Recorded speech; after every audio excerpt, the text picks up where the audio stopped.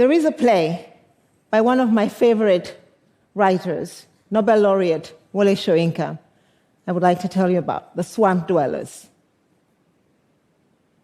The swamp dwellers are about a blind beggar who attempts to buy a piece of swampland because he believes that the swamps will provide him with a better livelihood.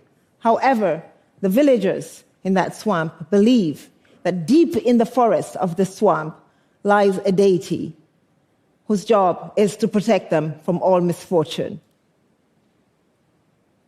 There is another swamp that protects us from misfortune and holds the promise of humanity's survival. Those are the pitlands of the Congo Basin. The pitlands of the Congo Basin are a lush, vast expanse of weeds, shrubs, and trees that absorb carbon from the atmosphere. They span 145,000 kilometers. The pit formations began 10,000 years ago when man moved from hunter-gatherer to farmer. Nature, I guess, figured I better start protecting myself. A couple of years ago, scientists discovered that these tropical pitlands are probably the largest carbon sink in the world. They store 30 billion tons of carbon. If they did not exist, we would have probably already stepped beyond the threshold of 1.5 degrees of warming. However, the pitlands are under threat. We have, of course, oil explorations being contemplated. Logging licenses have already been awarded. And many of the communities that live around the pitlands have just this for survival. We have all collectively seen in the Amazon forest burning down because of economic interest, turning this forest from carbon sink to carbon source. We have witnessed in Indonesia the swamps drained for palm oil plantations, turning them from carbon sink to carbon source.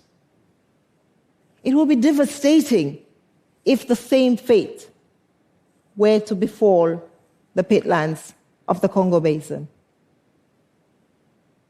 The pitlands are a passion of mine. I believe they must be protected. But we must also, in this fight against climate change, ensure that responsibility and accountability are adequately apportioned. The world emits over 54 billion tons of carbon.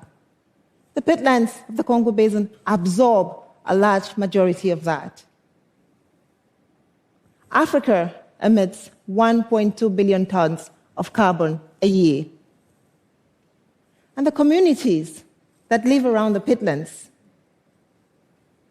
have no access to basic services. Education, healthcare, clean drinking water, an adequate meal, good transportation, technology. Clearly, they are not twitting. The pitlands are an economic asset, which, if valued appropriately, could provide the stepping stone for these communities to improve their livelihoods. Nature has acted already as a store of value for the peatlands, a kind of Federal Reserve. Now imagine if we had a price for carbon at $50, with 30 billion tons of carbon sequestered in the pitlands. We're talking at 1.5 trillion. A pitland development fund could help us today to address whether the stubborn and seemingly persistent development challenges that the continent faces today. This is not just about decarbonization. This is also about development with dignity. This is about equity, it is about justice, and it is about transparency.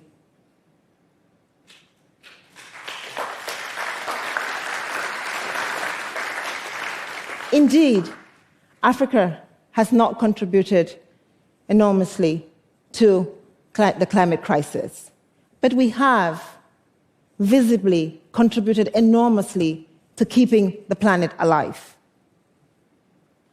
We can therefore not expect that as the blind beggar, we continue to plead for assistance to achieve a better livelihood.